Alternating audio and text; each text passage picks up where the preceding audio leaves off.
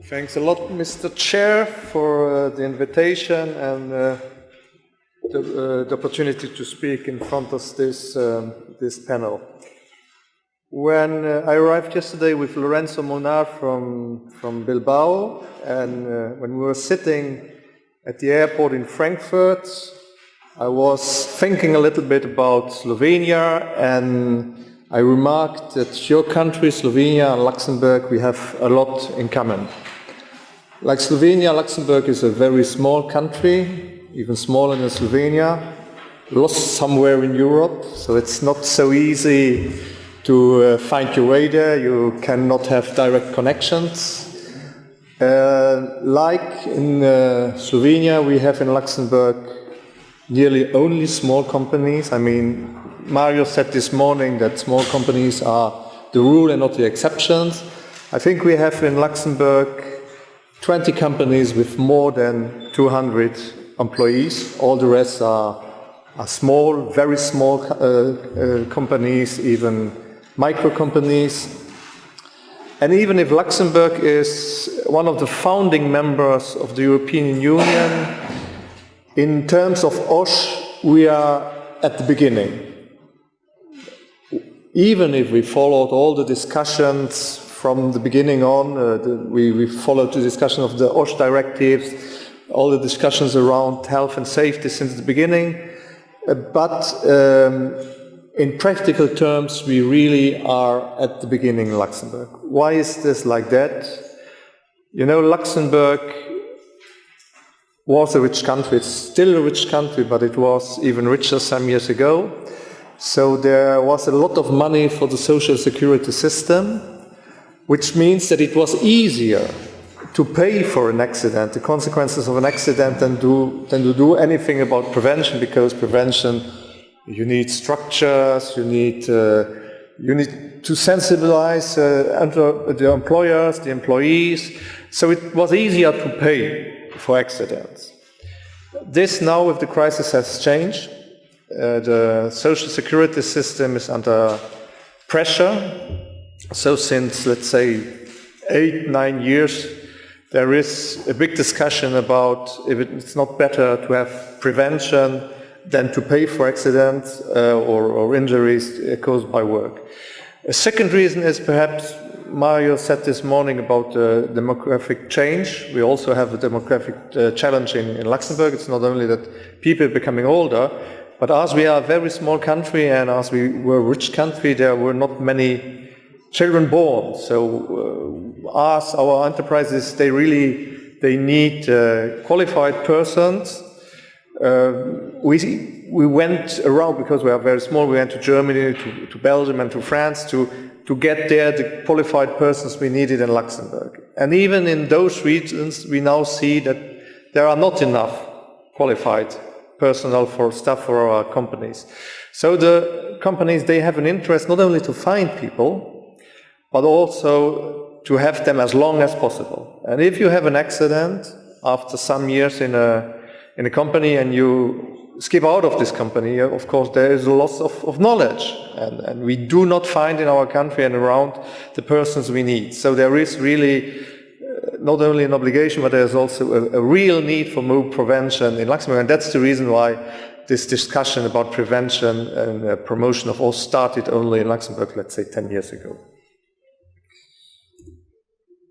I will, during my presentation, speak about the social security system in Luxembourg, because when Igor came to Luxembourg, he explained a little bit your system, and I said, okay, then I'm also going to explain a little bit our system, because it's a little bit different than your system. Then I will also discuss about OSH in the companies. How does OSH work in the companies? How does it work between employers and employees? Because there's one thing we quite often forget. It is, of course, an obligation of the employers, but it's also a shared obligation. You cannot say that employees do not have any responsibilities for their own safety and for the safety of their colleagues. And then I want to speak a little bit about my organization and about how we, together with the social partners and the Labor Inspectorate and other institutions, we organize the promotion for our members. So, first I want to speak about the National Health Fund in Luxembourg. The national, like your health fund, doesn't have anything to do with health and safety. And that's the reason why I want to speak about it, because I think there's a difference between your country and my country. We have two bodies in Luxembourg. We have on one side the National Health System, which is paying for sick leave, so for workers, and also paying for hospitals, medicines, and other kind of health treatments like psychotherapists and all those. Then we have, on the other side, we have a special body which is also financed in a different way. It's only financed by the employers, and the national health system is financed by employees, employers, pensioners, and also by the state. So then we have the association, which is really only dealing with accidents, and the task of this association is to tackle the effects of accidents at work and occupational diseases, and also to try to prevent those accidents and those injuries. So I said the National Health Fund, no relation with health and safety at work. There's, let's say, one exception. The National Health Service pays the first 3 months of sick leave if the sick leave is due to an accident. Why that? Because during this period, the accident insurance is looking if the declared accident is really related to the work, and if this is the case, then the accident insurance overtakes the payment after the 3 months and is refunding the national health system of the first 3 months which were paid by the accident. But otherwise, OSH, accident at work, occupational disease, nothing to do with the national health funds. The accident insurance, as I said, has to pay the expenses of accidents, of road accidents to the work and from the work, and also to work-related disease.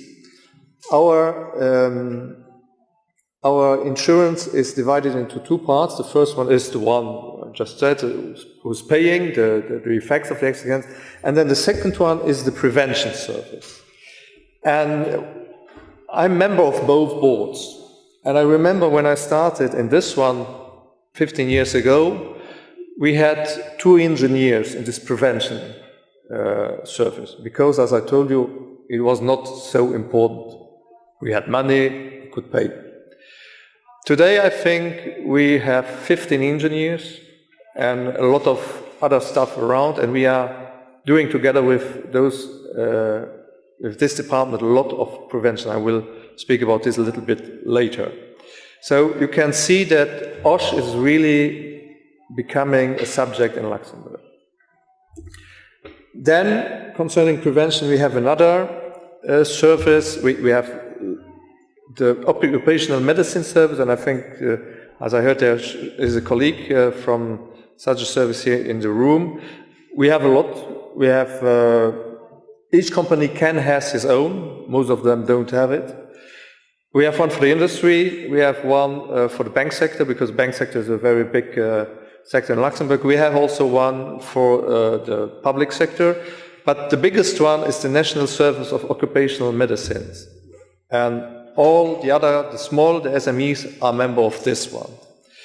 It's established by the labor court, so it's under the provision of the Minister for Labor and Employment, and it has essentially preventive missions. It is charged, first of all, of the control of every worker entering into a company. So when you start in Luxembourg to work in a company, the first thing you have to do is to go to this service, and they check you. They check you if you are really ready physically and mentally to do this work. If they don't give you the approval, because let's say you have a health problem which could become worse in this work, you are not allowed to do this work.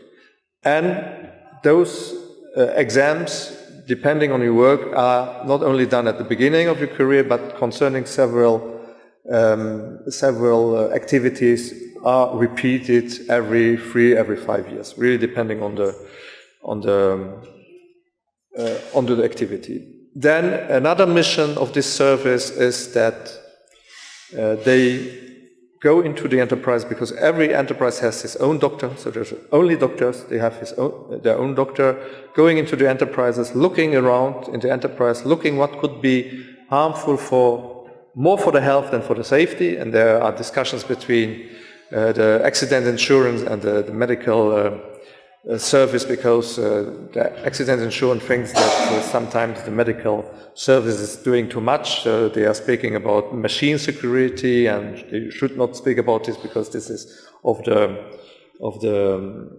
task of the insurance. So there are some discussions, but they are really in the enterprises to look at the activities if they can have it can be of a danger for the employees. And then they advise also the employers what they can do to avoid such harmful behaviors for the posture, musculoskeletal disease, all those psychosocial risk, all those facts. I don't want to make all the list, but I mean you all know that. Concerning then OSH in the companies, I already said the occupational doctors go into the country, but there are also other obligations. One of these obligations is the safety officer. Every company which has at least one employee must have a safety officer. In the companies with less than 50 employees, the employers can do this by his own, and most of the employers do it, and I also think that this is a good idea, because then it forces the employers to make OSH one of its priorities. Unfortunately, I saw now that Igor left, because I said that I would also answer his question concerning the risk assessment. In bigger companies, and depending on the activities, you must have a special employee who will then become a safety officer. And if you have, let's say, the biggest company in Luxembourg, and most famous one is ArcelorMittal, a steel company. They have 5,000 employees, so it's really the biggest one. And they need our safety officers, engineers. And normally it's then also, so they have a certain background, and normally it's then also those safety officers, they have then to do a training to become safety officers, and they are also then doing the risk assessment. So it's not an obligation to have a special training to make the risk assessment, but most of the people in the enterprises, even in small enterprises, it's the employers himself. They have to pass this training to become the safety officer, and then they know that one of their first tasks is to make the risk assessment. So there is no obligation for risk assessment to have this training, but as most of the people who do the risk assessment are the safety officers, they have a training. Then I also spoke about the employees. In companies where we have a delegation, so a representation of the workers, and in Luxembourg this is in companies with at least 15 employees, you need one of these representatives who must be a representative dealing with OSH. And this is to include the employees in the matters of OSH, so it's important to have them, and there is also an obligation to have them. Unfortunately, and it's not me who's saying that, but it was the director of the Labor Inspectorate, most people which are in the delegation are elected by the workers, by the employees, so they have the confidence of the employees. The safety representative not. The safety representative is nominated by the other representatives, and quite often they take someone because they know that this person has a problem in the company and he risks to be fired. So they nominate this person as safety representative, and then this person has a protection against being fired. So this also means that it's not because this person feels that he is responsible or because he had an interest in us, but it's only because he has then the protection. And this is really one of the problems also in the implication of the works of the employees in OSH matters in the company. So now I want to speak a little bit about my organization and our promotion activities concerning OSH. Fédération des Artisans, the craft federation, as it says, is the central organization of Luxembourgish craft. We have normally no enterprises which are member in our organization, but we have federations. We have 52 sectoral federations: food sector, construction sector, mechanics, beauty, we're speaking about hairdressers, beauty, fashion, and those federations, they have enterprises as members. So we only have federations, but those federations have the enterprises. The average size of the enterprises in our organization is around 14 employees, so really very small enterprises. And I think we have one which more than 1,000 employees, and I would say a half a dozen between 200 and 1,000, but all the rest are really very, very, very small enterprises. My federation is represented by me in all those bodies that I presented before, so the National Health Service and the Health Fund, the National Association for Professional Accidents, this famous insurance, the National Service for Occupational Medicine.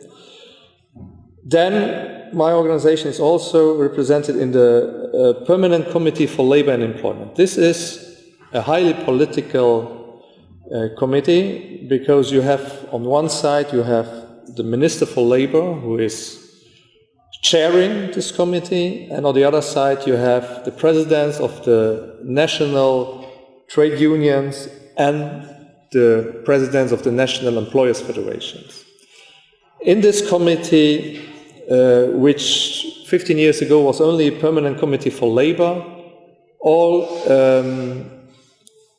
legal aspects of the labor court are treated.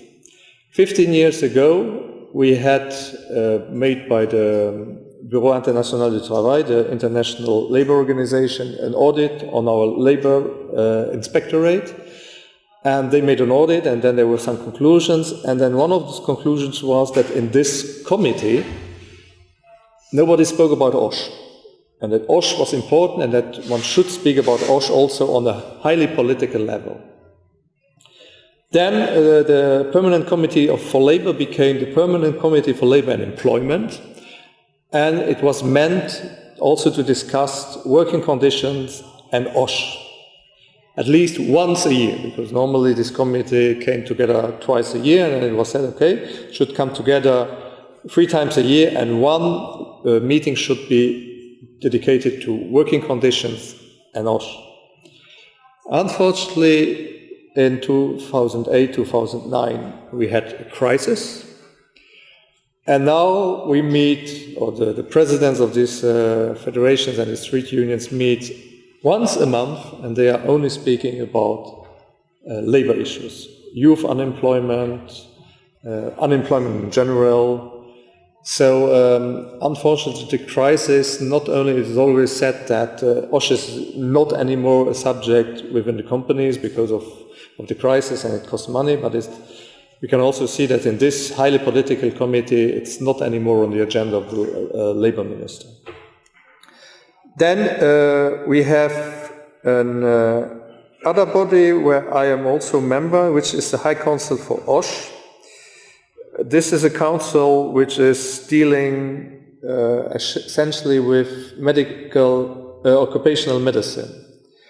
And it exists since 20 years, but it hasn't met for, let's say, 15 years, and now it's We have a revival since last year because we also have a new director of the Labour Inspectorate and we have a new minister, and now we are dealing a lot with occupational medicines and how we can, on the field of medication obviously, how we can make the prevention there. And then we have another committee for OSH, which is called the Tripartite Committee for OSH. This is a little bit the Luxemburg counterpart of the Advisory Committee for Health and Safety at the European level.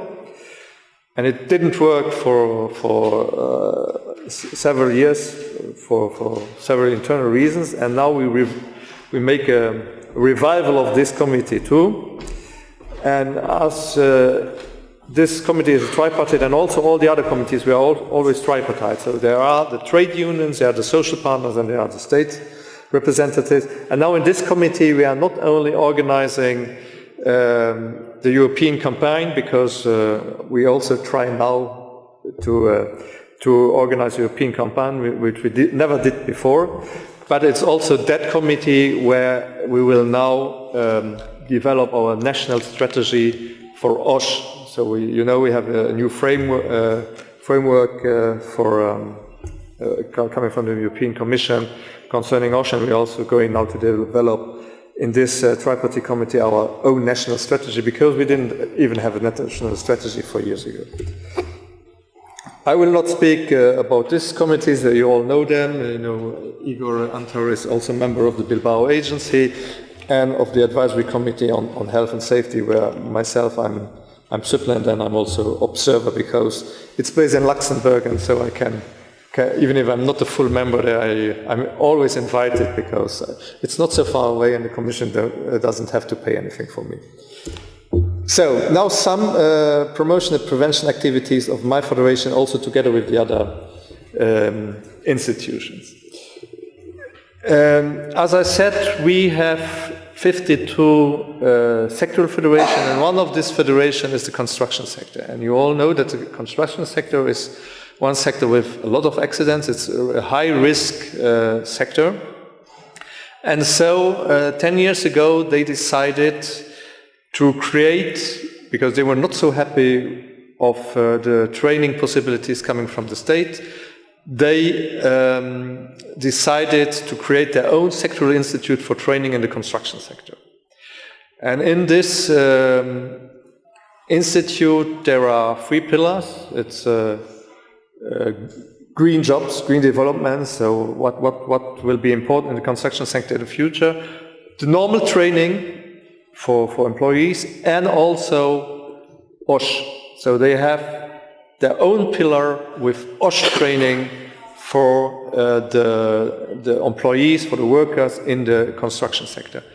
Every enterprise, even if they are not member in our federation, must be member in this institute. They are obliged by the law, even if it's a private initiative, obliged by the law to be member, and so they pay for this institution, and then they have the right to send for free their employees, their workers to this institution in the framework of the possibilities. If they send 1,000 people and there's only place for 50, of course, then we take the first 50.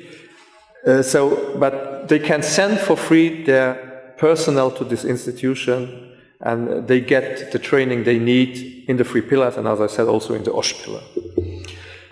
Then a second promotion activity is the European Week, which we are organizing together with the Labour Inspectorate, together also with the social partners, together with the occupational medicine services, together with the accident insurance.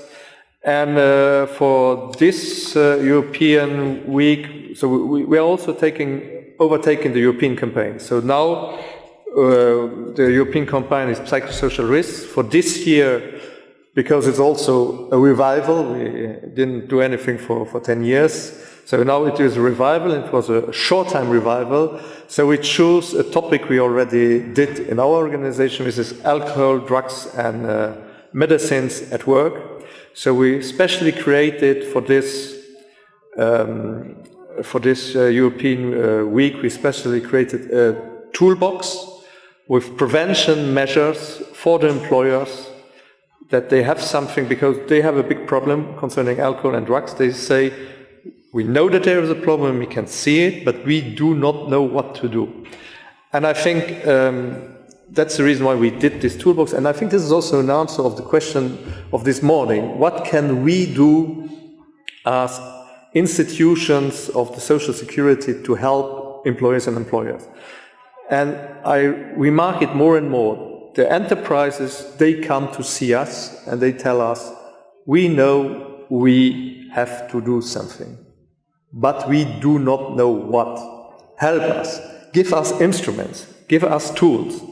And I think this is really what all of us can do and have to do. We have to give them easy, understandable tools. So for this year, we made this toolbox on alcohol, drugs and medicines. We are going to organize different conferences on the subject from next week on. And for next year, we are going to make a toolbox also on the other psychosocial risks, like stress, like harassment. Then special prevention activities only done by myself. In Luxembourg, I am, unfortunately, because they couldn't find anybody else, also the European Enterprise Network and EU OSHA Ambassador, which is a special creation of these two bodies for SMEs, because we know that we have a special problem with SMEs concerning OSH. So they nominated for every country, they nominated one person who should be a special envoyee to SMEs. I tried to avoid this because I thought that it would not be so good as a member of the board of EU OSHA also to be ambassador, because with the two hats would perhaps be not the best idea, but unfortunately they didn't find anybody else. Another promotion activity or prevention activity is the Accident Insurance Committee for OSH recommendation. What are OSH recommendations? We have a lot of enterprises coming to see us, saying, as I just said, we have a lot of dangerous activities and we would like to have a guideline how to do those activities with less danger as possible for the safety and health of our employees, but we do not know how. So we created within the framework of the accident insurance this committee, and within this committee we make recommendations, quite often based on European norms, quite often based on standards elaborated by my friend Eckhart, in order to have something to give it to the enterprise. We have recommendations on scaffold, on transport, on conduct of machines, on electricity, and with all those recommendations, there is a link to a special training and link to subsidies by the accident insurance. So if you are a company and you want to be fit with those recommendations and you send your people to the training which is proposed by the accident insurance, you can get a subsidy by the accident insurance. So you do something for the health and safety for your employees, and on the other side you even get money for that. Is this not wonderful?